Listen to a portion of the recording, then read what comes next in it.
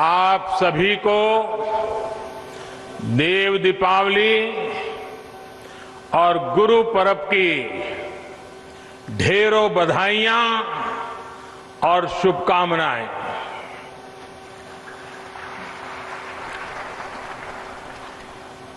उत्तर प्रदेश के मुख्यमंत्री श्रीमान योगी आदित्यनाथ जी, उप मुख्यमंत्री श्री केशव प्रसाद मौर्य जी, संसद में मेरे साथी भाई रमेश चंद जी और विशाल संख्या में पधारे हुए काशी के मेरे प्यारे भाइयों और बहनों, देव दीपावली और गुरु नानक देव जी के प्रकाशोत्सव पर आज काशी को आधुनिक इंफ्रास्ट्रक्चर का एक और उपहार मिल रहा है।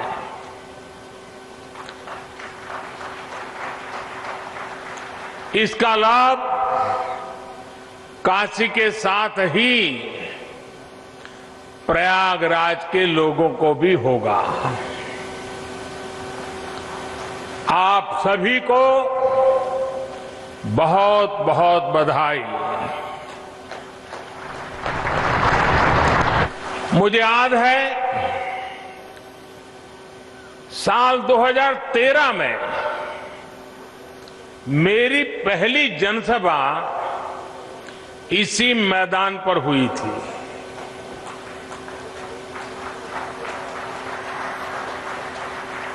और तब यहां से गुजरने वाला हाईवे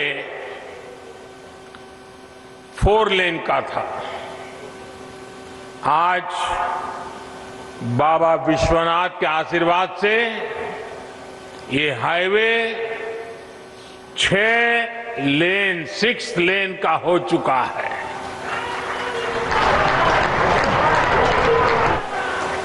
पहले जो लोग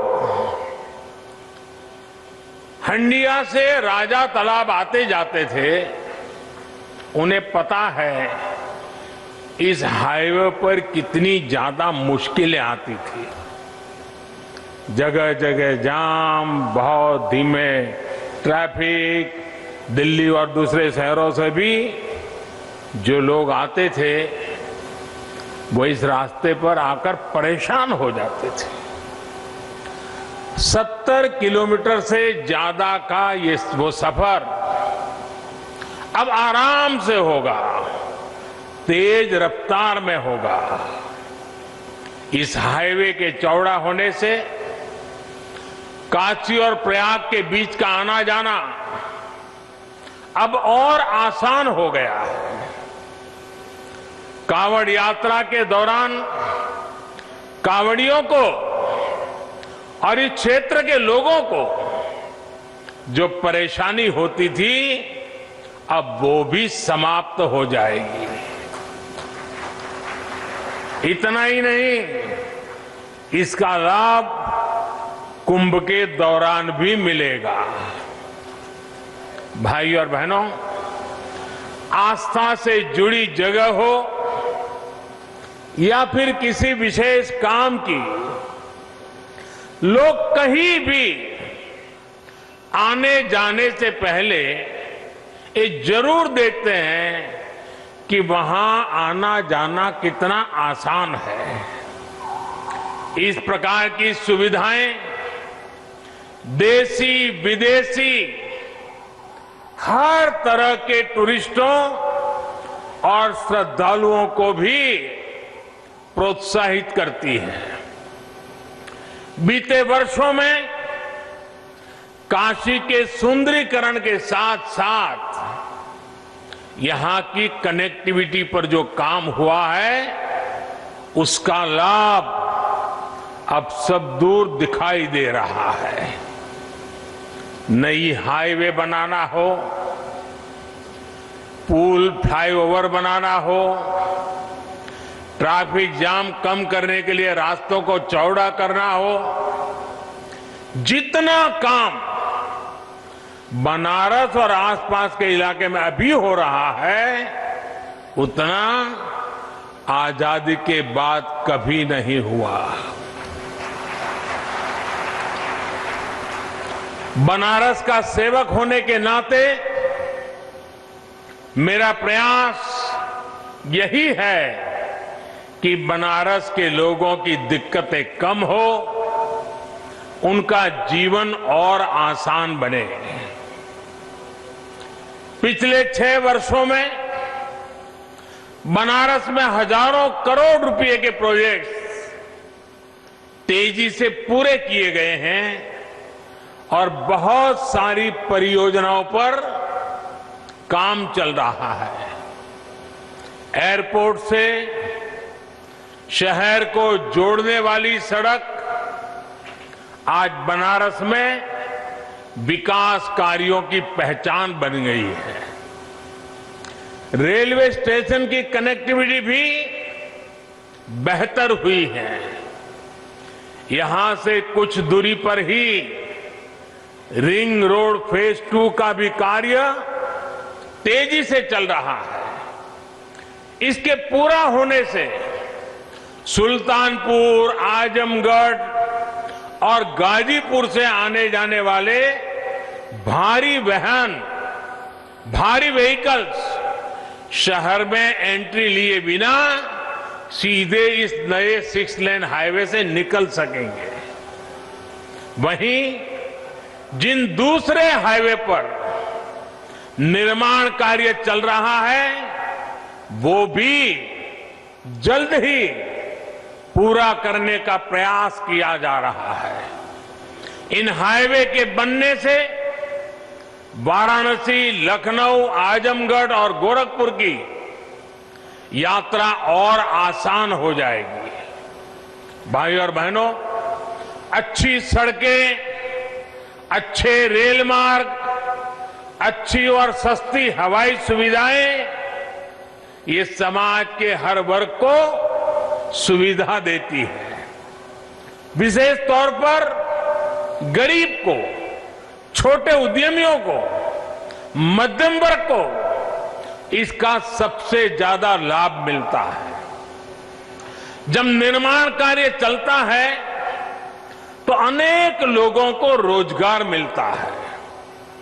जब ये प्रोजेक्ट बनकर तैयार होते हैं तो समय बचता है, खर्च कम होता और परेशानी भी कम होती है।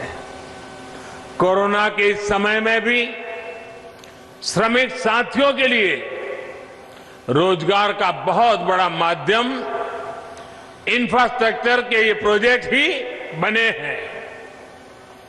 भाई और बहनों, मुझे खुशी है कि उत्तर प्रदेश में योगी जी और उनकी पूरी टीम ने सरकार बनने के बाद यहां भी इंफ्रास्ट्रक्चर निर्माण में अभूतपूर्व तेजी आई है।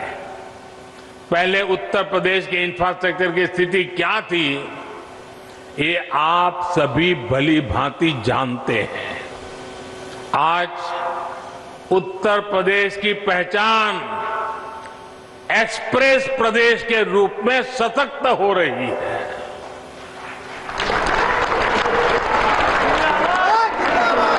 यूपी में कनेक्टिविटी के हजारों करोड़ के 5 मेगा प्रोजेक्ट्स पर एक साथ काम चल रहा है। आज पूर्वांचल हो, बुंदेलखंड हो, पश्चिमी उत्तर प्रदेश हो, हर कोने को एक्सप्रेस वे से जोड़ा जा रहा है। देश के 2 बड़े और आधुनिक डिफेंस कॉरिडोर में से एक हमारे उत्तर प्रदेश में ही बन रहा है। भाइयों बहनों, रोड ही नहीं बल्कि एयर कनेक्टिविटी को भी सुधारा जा रहा है।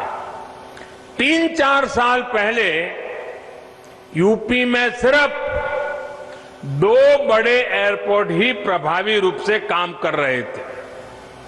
आज करीब 1 दर्जन एयरपोर्ट यूपी में सेवा के लिए तैयार हो रहे हैं। यहां वाराणसी के एयरपोर्ट के विस्तारीकरण का काम चल रहा है। प्रयागराज में एयरपोर्ट टर्मिनल जितनी तेजी से बना, उसने एक नया रिकॉर्ड ही बना दिया था। इसके अलावा कुशीनगर के एयरपोर्ट को भी इंटरनेशनल एयरपोर्ट के रूप में विकसित किया जा रहा है। नोएडा के जेवर में इंटरनेशनल ग्रीनफील्ड एयरपोर्ट पर भी तेजी से काम चल रहा है। साथियों, जब किसी क्षेत्र में आधुनिक कनेक्टिविटी का विस्तार होता है तो इसका बहुत बड़ा लाभ हमारे किसानों को भी होता है, खेती को होता है। बीते वर्षों में निरंतर ये प्रयास हुआ है कि गांवों में आधुनिक सड़कों के साथ साथ भंडारण की, कोल्ड स्टोरेज की आधुनिक व्यवस्थाएं खड़ी की जाए। हाल में इसके लिए 1 लाख करोड़ रुपए का स्पेशल फंड भी किसानों के लिए बनाया गया है। इसी साल देश के इतिहास में पहली बार चलते फिरते कोल्ड स्टोरेज यानी किसान रेल शुरू की गई है। इन प्रयासों से किसानों को नए बाजार मिल रहे हैं, बड़े शहरों तक उनकी पहुंच और बढ़ रही है और इसका सीधा प्रभाव ये पड़ रहा है, यानी कि उनकी आय पर भी इसका प्रभाव पड़ रहा है। साथियों, वाराणसी सहित पूर्वांचल में ही जो बेहतरीन इंफ्रास्ट्रक्चर तैयार हुआ है, उसका बहुत अधिक लाभ इस पूरे क्षेत्र को हुआ है। वाराणसी में पेरिसेबल कार्गो सेंटर बनने के कारण अब यहां के किसानों को अब फल और सब्जियों को स्टोर करके रखने और उन्हें आसानी से बेचने की बहुत बड़ी सुविधा मिली है। इस स्टोरेज कैपेसिटी के कारण पहली बार यहां के किसानों की उपज बड़ी मात्रा में विदेशों में निर्यात हो रही है। आज बनारस का लंगड़ा और बनारस की दशहरी आम लंदन और मिडल ईस्ट में अपनी खुशबू बिखेर रहा है। अब बनारस के आम की डिमांड विदेशों में भी निरंतर बढ़ रही है। अब यहां जो पैकेजिंग की सुविधाएं तैयार हो रही है, उस वजह से पैकिंग के लिए दूसरे बड़े शहरों में जाने की जरूरत अब नहीं रहेगी। आम के अलावा इस साल यहां की ताजा सब्जियां भी दुबई और लंदन पहुंची है। ये एक्सपोर्ट हवाई मार्ग से हुआ है, यानी बेहतर हवाई सेवाओं का सीधा लाभ यहां के छोटे से छोटे किसानों को हो रहा है। गंगा जी पर जो देश का पहला इनलैंड वाटरवे है, इसका उपयोग किसानों की उपज के ट्रांसपोर्ट के लिए अधिक से अधिक कैसे हो, इस पर भी काम हो रहा है। साथियों, सरकार के प्रयासों और आधुनिक इंफ्रास्ट्रक्चर से किसानों को कितना लाभ हो रहा है, इसका एक बेहतरीन उदाहरण चंदौली का काला चावल, ब्लैक राइस है। ये चावल चंदौली के किसानों के घरों में समृद्धि लेकर के आ रहा है। चंदौली के किसानों की आय को बढ़ाने के लिए 2 साल पहले काले चावल की एक वैरायटी का प्रयोग यहां किया गया था। पिछले साल खरीफ के सीजन में करीब 400 किसानों को ये चावल उगाने के लिए दिया गया। इन किसानों की एक समिति बनाई गई, इसके लिए मार्केट तलाश किया गया। सामान्य चावल जहां 35-40 रुपए किलो के हिसाब से बिकता है, वहीं यहां बेहतरीन काला चावल 300 रुपये तक बिक रहा है। बड़ी बात यह भी है कि ब्लैक राइस को विदेशी बाजार भी मिल गया है। पहली बार ऑस्ट्रेलिया को यह चावल निर्यात हुआ है, वो भी करीब 850 रुपये किलो के हिसाब से। यानी जहां धान का एमएसपी 1800 रुपये है, वहीं काला चावल 8,500 रुपये प्रति क्विंटल बिका है।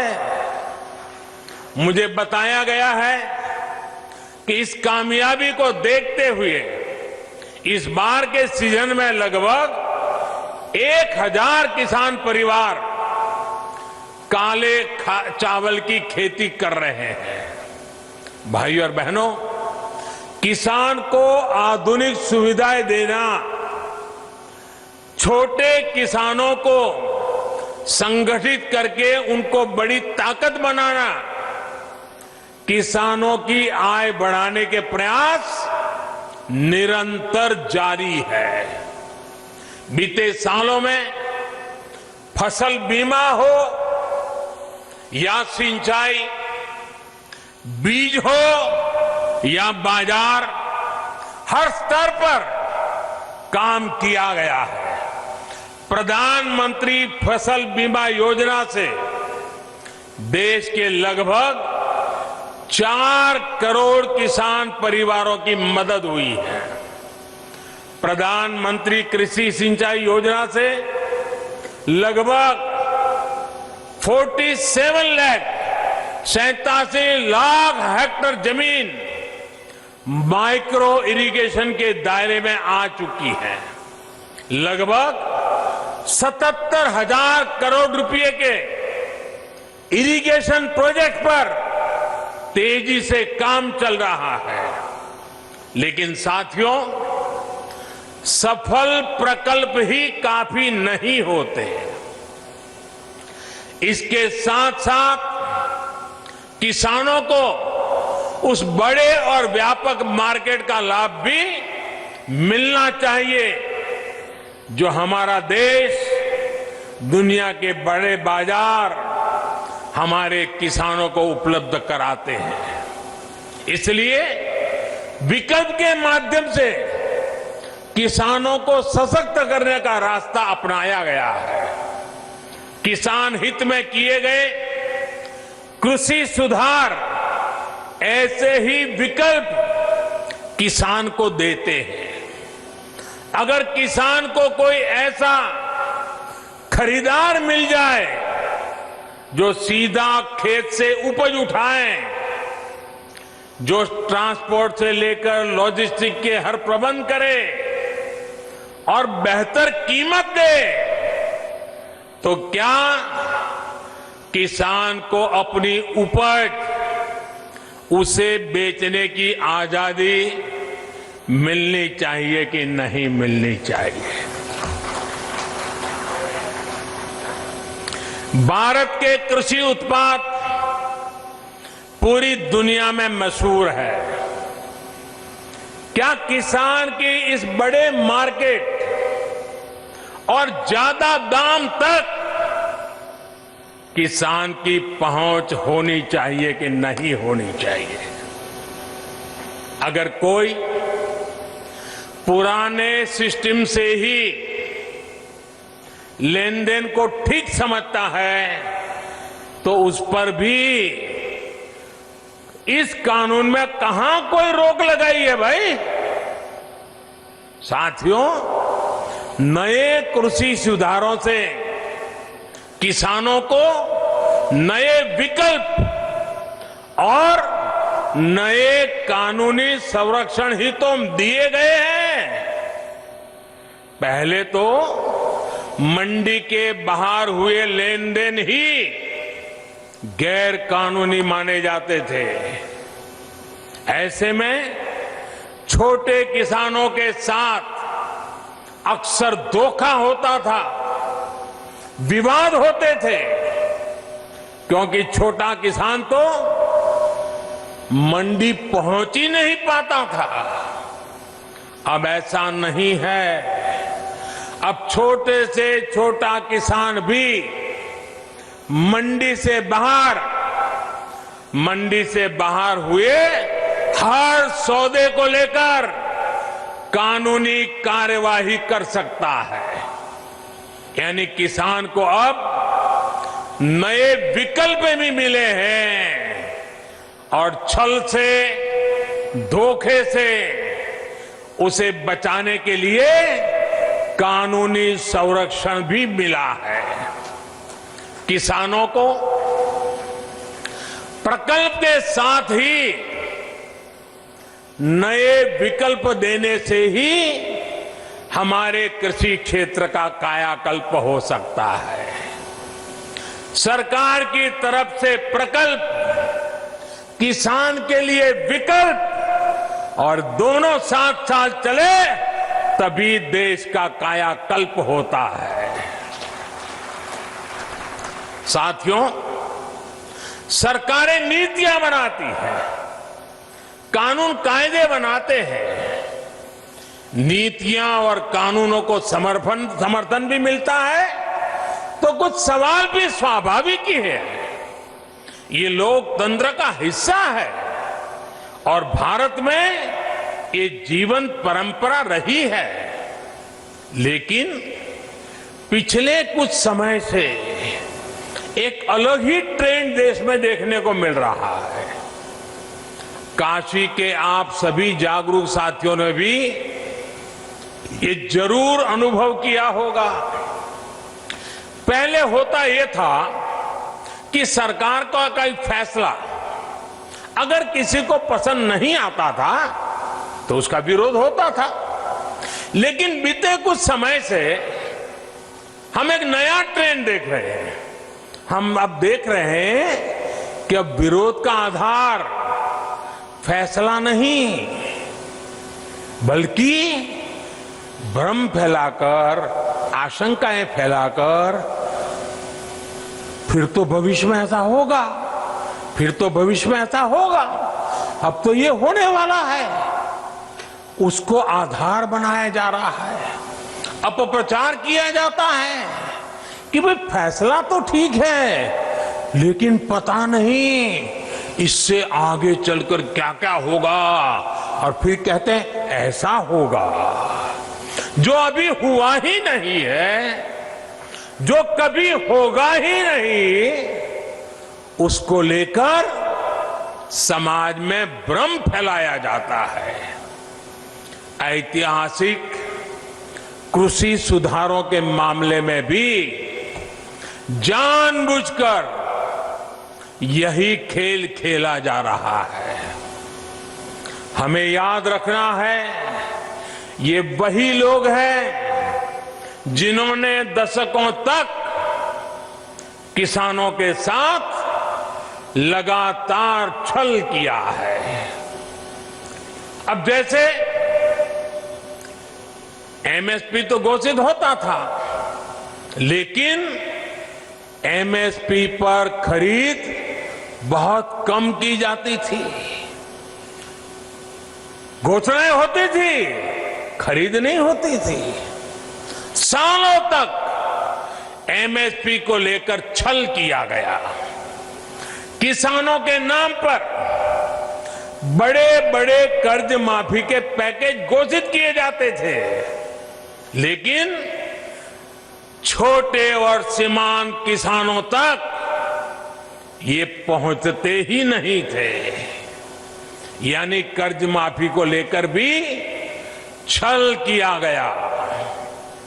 किसानों के नाम पर बड़ी बड़ी योजनाएं घोषित होती थी, लेकिन वो खुद मानते थे कि 1 रुपये में से सिर्फ 15 पैसे ही किसान तक पहुंचते हैं।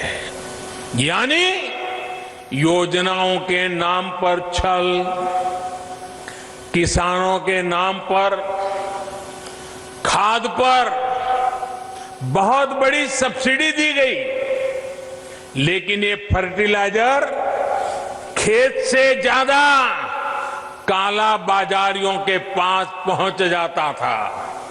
यानी यूरिया खाद के नाम पर भी छल।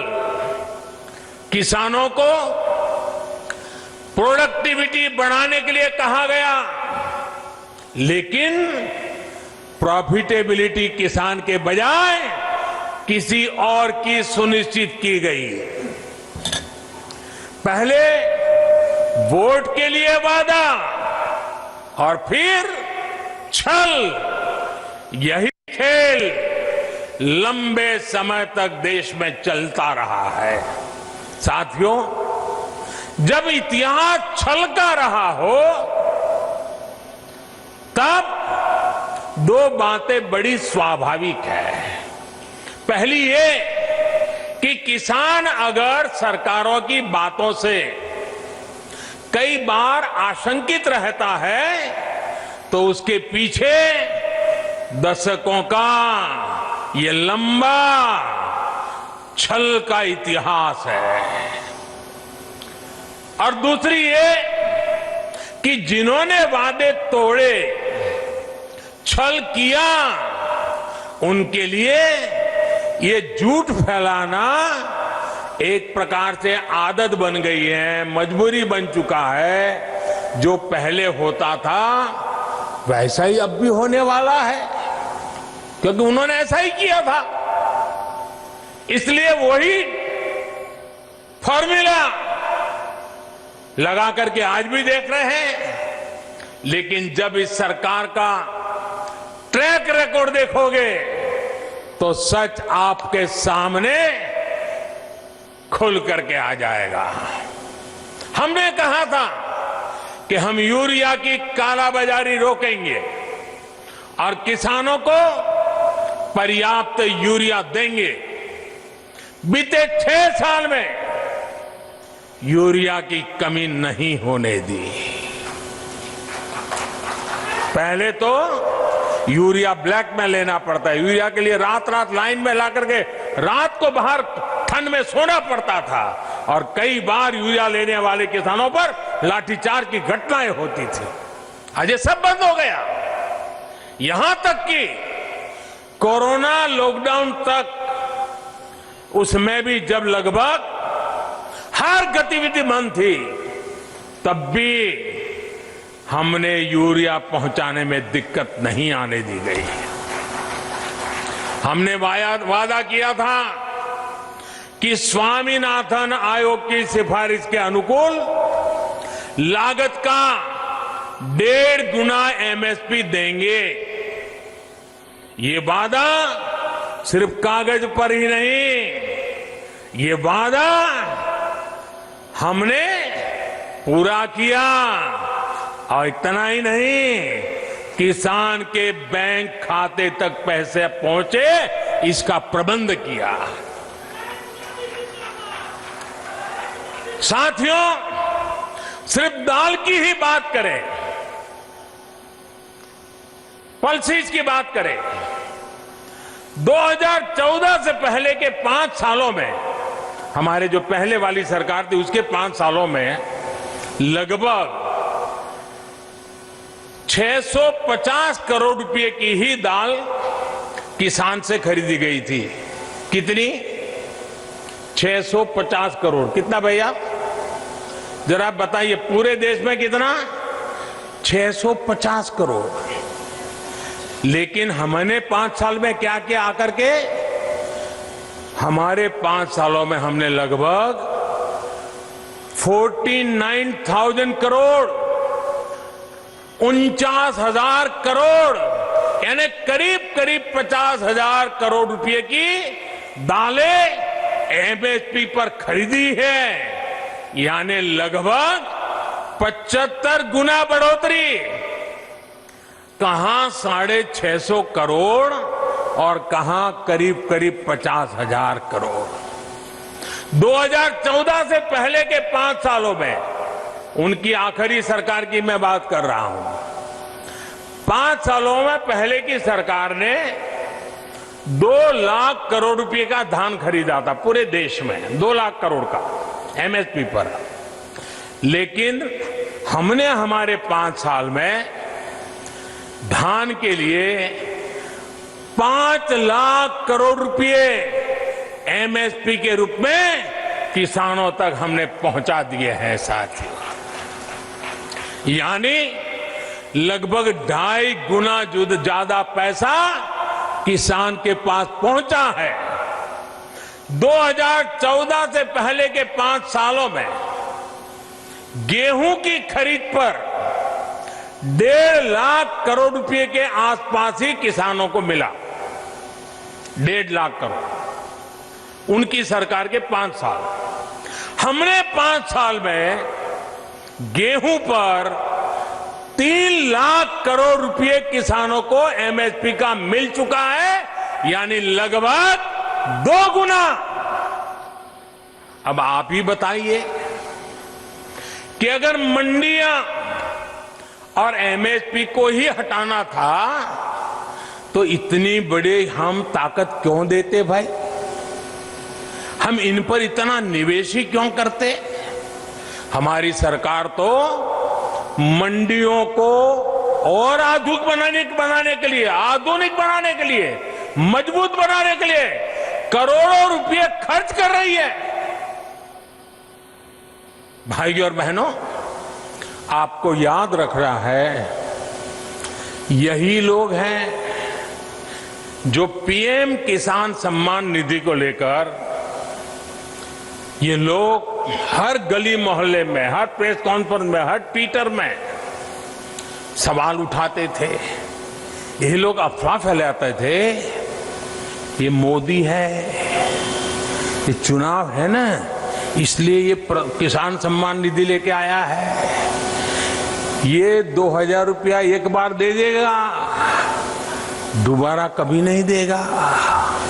दूसरा झूठ चलाया कि ये 2,000 अभी दे रहा है, लेकिन चुनाव पूरा हो गया या तब ब्याज समेत वापस ले लेगा।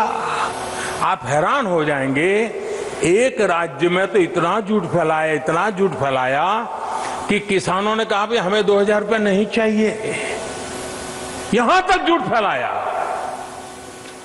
कुछ राज्य ऐसे भी हैं, एक राज्य जो किसान के नाम से बातें कर रहे हैं, उन्होंने तो प्रधानमंत्री किसान सम्मान निधि योजना को अपने राज्य में लागू ही नहीं होने दिया, क्योंकि अगर ये पैसा किसानों के पास पहुंच गया और कहीं मोदी का जय जयकार हो गया तो फिर तो हमारी राजनीति खत्म हो जाएगी। किसानों के जेब में पैसा नहीं जाने दिया।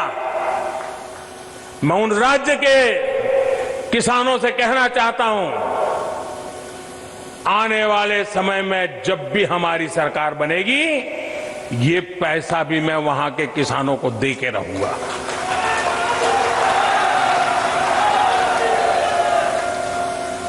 साथियों, देश के 10 करोड़ से ज्यादा किसान परिवारों के बैंक खाते में सीधी मदद दी जा रही है और ये प्रधानमंत्री किसान सम्मान निधि के द्वारा लगातार चल रहा है।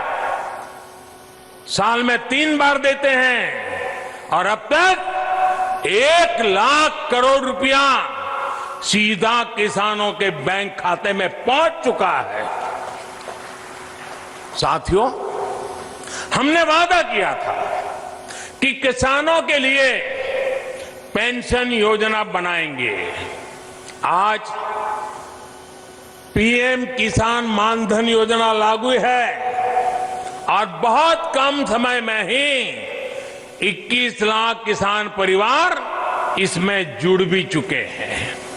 भाइयों और बहनों, वादों को जमीन पर उतारने के इसी ट्रैक रिकॉर्ड के बल पर किसानों के हित में नए कृषि सुधार कानून लाए गए हैं। किसानों को न्याय दिलाने में ये कितने काम आ रहे हैं, ये आए दिन हम जरूर देखेंगे, अनुभव करेंगे और मुझे विश्वास है मीडिया में भी इसकी सकारात्मक चर्चाएं होगी और हमें देखने भी मिलेगा, पढ़ने को भी मिलेगा। मुझे एहसास है कि दशकों का छलावा किसानों को आशंकित करता है। किसानों का दोष नहीं है, लेकिन मैं देशवासियों को कहना चाहता हूं, मैं मेरे किसान भाई बहनों को कहना चाहता हूं और मां गंगा के घाट पर से कहना चाहता हूं, काशी जैसी पवित्र नगरी से कह रहा हूं, अब छल से नहीं, गंगा जल जैसी पवित्र नीयत के साथ काम किया जा रहा है। भाई और बहनों, आशंकाओं के आधार पर भ्रम फैलाने वालों की सच्चाई लगातार देश के सामने आ रही है। जब एक विषय पर इनका झूठ किसान समझ जाते हैं तो ये दूसरे विषय पर झूठ फैलाने लग जाते हैं। 24/7 उनका यही काम है। देश के किसान इस बात को भली भांति समझते हैं। जिन किसान परिवारों की अभी भी कुछ चिंताएं हैं, कुछ सवाल है, तो उनका जवाब भी सरकार निरंतर दे रही है, समाधान करने का भरपूर प्रयास कर रही है। मां अन्नपूर्णा के आशीर्वाद से हमारा अन्नदाता आत्मनिर्भर भारत की अगुवाई करेगा। मुझे विश्वास है आज जिन किसानों को कृषि सुधारों पर कुछ शंकाएं हैं, वो भी भविष्य में इन कृषि सुधारों का लाभ उठाकर अपनी आय बढ़ाएंगे, ये मेरा पक्का विश्वास है।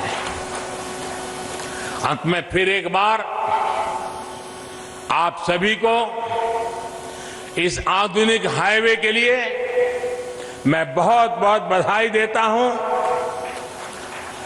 काशी का रूप और स्वरूप यूं ही भव्य बनता रहे, इसके लिए हमारे प्रयास निरंतर चलते रहेंगे।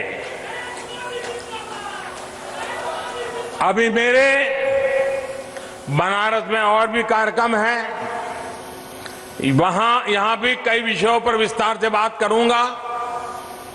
कोरोना के कारण इस बार मुझे आने में थोड़ा विलंब हुआ, लेकिन आज आपके दर्शन हो गए, मुझे नई ऊर्जा मिल गई, आपके आशीर्वाद मिल गए, काम करने की नई ताकत मिल गई। आप इतनी बड़ी मात्रा में आकर के आशीर्वाद दे रहे हैं, यही मेरी ऊर्जा है, यही मेरे लिए आशीर्वाद है। मैं आपका बहुत बहुत आभारी हूं। मेरे साथ दोनों मुट्ठी बंद करके पूरी ताकत से बोलिए, भारत माता की, भारत माता की, भारत माता की, भारत माता की। बहुत बहुत धन्यवाद।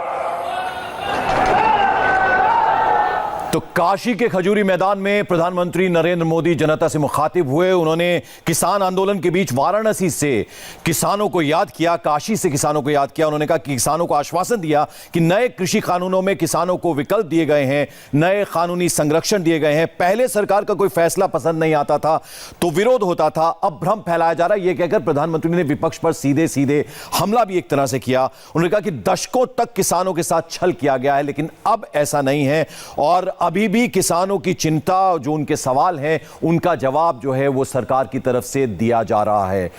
और क्या क्या बड़ी बातें प्रधानमंत्री ने कही हैं वो आपको बताएंगे एक छोटे से ब्रेक के बाद।